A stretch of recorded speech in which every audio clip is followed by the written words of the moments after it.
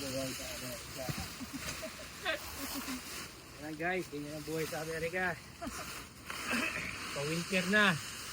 Kaya ito naman Paul. Takot naman ang mga natuyong dahon na bumabagsak after nito at nalinis na. Antay-antay naman. Labas naman ang winter. Magpapala naman ng yelo. Ang buhay sa Amerika. Ang saya-saya. Hindi magpapala, maghahapot. Konti pa lang to guys. Mga 3 weeks pa. 3 weeks. Medyo malinis na to. At mag-i-start na yan. Hindi pa namin alam kung kailan yung first pagsak ng fall ng snow. Ayan, ito muna.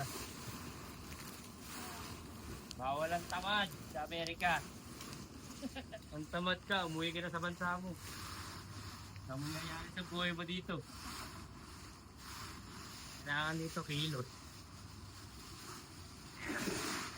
Kung masipag ka naman, dami kang pera, pwede mong pagawa sa iba.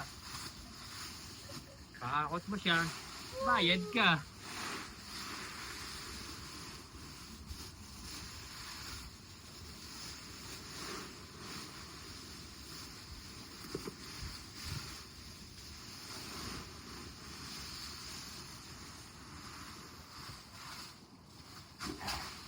Ikaw ay masaya, ako hindi.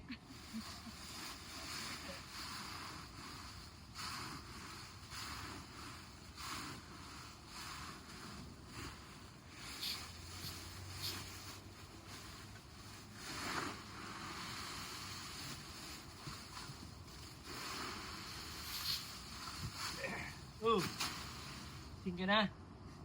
Good morning, my neighbor.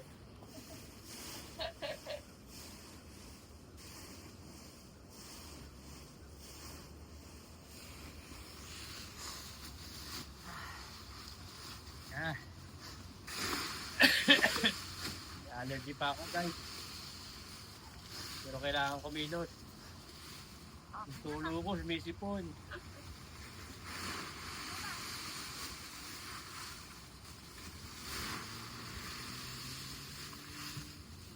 Pilipinas, pag ganito, easy lang yan. Isang click lang yan ng lighter. Sunog na yan.